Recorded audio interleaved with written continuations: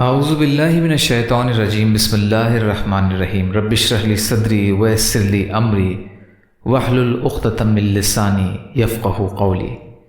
جب دنیا ریزہ ریزہ ہو جائے گی، قیامت کی چھوٹی اور بڑی نشانیوں کے بارے میں علامات صغریٰ، قیامت کی چھوٹی نشانیاں۔ 54 کثرت سے آسمانی بجلی کا گرنا۔ علامات قیامت میں سے یہ بھی ہے کہ لوگ آسمانی بجلی گرنے سے کثیر تعداد میں موت کا شکار ہوں گے۔ حضرت ابو سعید خدری رضی اللہ تعالی عنہ روایت کرتے ہیں کہ رسول اللہ صلی اللہ علیہ وسلم نے فرمایا، قیامت کے قریب آسمانی بجلیاں کثرت سے گریں گی، حتیٰ کہ ایک شخص کسی قوم کے پاس آ کر سوال کرے گا، آج تم میں سے کون کون بجلی کا شکار ہو کر فوت ہوا؟ فلاں اور فلاں شخص آج اس کی زد میں آ کر ہلاک ہوا ہے۔ صاعقہ اس عظیم بجلی کو کہتے ہیں جو کڑک اور چمک کے ساتھ آسمان سے گرتی ہے۔ اللہ عز و جل نے قوم سمود کو ایسی ہی آسمانی بجلی سے ہلاک کیا تھا۔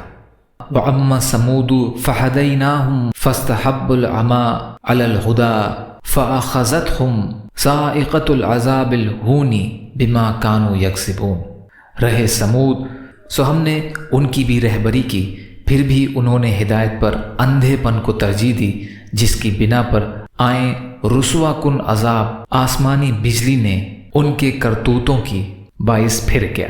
نیز ارشاد ہوا، پھر اگر یہ اعراض کریں تو کہہ دیجئے کہ میں تمہیں اس کڑک یعنی عذاب آسمانی سے ڈراتا ہوں جو عاد اور سمود کی کڑک جیسی ہوگی۔ طاغیہ کے لفظ سے بھی اللہ تعالیٰ نے اس کڑک کی شدت اور قوت کا ذکر کیا ہے۔ ارشاد باری تعالیٰ ہے، فَأَمَّا ثَمُودُ فَأَهْلَكُوا بِالطَّاغِیَةِ۔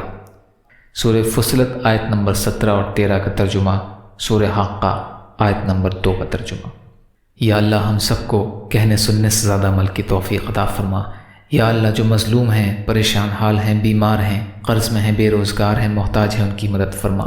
یا اللہ صبر کرنے والا، شکر کرنے والا، اچھی طرح عبادت کرنے والا بنا۔ یا اللہ ہم سب کو دین کا کام کرنے والا بنا۔ یا اللہ جنت کا راستہ آسان کر دیجئے، جہنم کے راستوں سے آڑ کر دیجئے۔ یا اللہ آپ کی خوشنودی والی شہادت کی موت کا درجہ عطا فرمائیے، اپنے حلال میں سے دیجئے، اپنے حرام سے بچائیے۔ یا اللہ اپنے غیر سے بے نیاز کر دیجئے۔ یا اللہ آپ جو بھی فیصلہ ہمارے لیے فرمائیں اس کا انجام ہم سب کے لیے بہتر فرما دیجئے۔ ربنا تقبل منا انک انت السمیع العلیم وتب علینا انک انت التواب الرحیم برحمتک یا ارحم الراحمین۔ لا الہ الا اللہ محمد رسول اللہ۔ السلام علیکم۔